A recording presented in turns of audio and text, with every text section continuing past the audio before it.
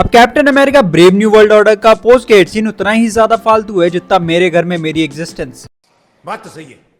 But still ये post credit scene हमारे सामने मार्वल के फ्यूचर को लेके तीन चीजें रख के चला जाता है। बट उससे पहले अगर मूवी की एंडिंग की बात करें तो मूवी में हमें हल्क के दो प्रोमिनेंट विलन रेड हल्क और द लीडर देखने को मिलते हैं। अब सैम विल्सन का कैप्टन अमेरिका इन दोनों को ही डिफीट कर देता है मूवी के एंड में, और इन दोनों को पानी के बिल्कुल बीचों बीच एक प्रिजन में लॉक कर दिया जाता है जिसका नाम होता है द राफ्ट। अब ये सेम प्रिजन है जैसे कि हमने कैप्टन अमेरिका सिविल वॉर में देखा था, जहाँ पे कैप्टन अमेरिका की टीम के साइड के सभी सुपर हीरोज को कैप्चर कर लिया गया जब उन्होंने सोकोविया अकॉर्ड्स को फॉलो नहीं करा था। अब मूवी के पोस्ट क्रेडिट सीन में सैम विल्सन के कैप्टन अमेरिका द लीडर से राफ्ट पे मिलने जाता है, जहाँ पे उन दोनों की कोई कॉन्वर्सेशन होती है। लेकिन उसका सबसे इंपॉर्टेंट पार्ट होता है जहाँ पे लीडर सैम विल्सन से ये कहता है कि अगर तुम्हें लगता है कि सिर्फ यही दुनिया है तो ऐसा नहीं है, और मैं देखना चाहता हूँ कि तुम अपनी दुनिया को कैसे बचाओगे जब वो लोग आएंगे। जिसका मतलब है लीडर यहाँ पे साफ साफ इशारा कर रहा है मल्टीवर्स की तरफ, और बहुत स्पेसिफिकली बोलूं तो इंकर्जन्स की तरफ। अब इंकर्जन्स मार्वल कॉमिक्स में काफी ज्यादा इंपॉर्टेंट रोल प्ले करते हैं, और इसके बारे में हम एमसीयू में भी पहले कई बार सुन चुके हैं। और लोकी सीरीज और स्पाइडरमैन नो वे होम में हमें ये बात बहुत अच्छे से समझा दी गई थी कि अगर कुछ भी टाइमलाइन या मल्टीवर्स में छेड़छाड़ की जाएगी तो दो यूनिवर्स एक दूसरे से मर्ज होना शुरू हो जाएंगे, और इसे ही हम इंकर्जन कहते हैं। और ये सेम चीज हमने doctor strange madness of the multiverse में भी देखी थी। अब लीडर की ये बात सीधे सीधे इशारा करती है आने वाली एवेंजर्स डूम्सडे और एवेंजर्स सीक्रेट वॉर की तरफ। Most probably incursion take place करेंगे डूम्सडे में, और Doctor Doom Battleworld create करेगा। बैटल वर्ल्ड एक ऐसी जगह है जहाँ पे एक अर्थ के सुपर हीरो दूसरे अर्थ के सुपर हीरो से लड़ते हैं, और जो जीतता है उसका यूनिवर्स एग्जिस्ट करता है। दूसरी बात जो इस पोस्ट क्रेडिट सीन से हमें समझ में आती है कि लीडर में बहुत ज्यादा पोटेंशियल है जो इस मूवी में यूज नहीं हो पाया। मतलब कि जहाँ पे कैंग को टाइम ट्रेवल लग रहा था और डॉक्टर स्ट्रेंज को मैजिक मल्टीवर्स को समझने के लिए,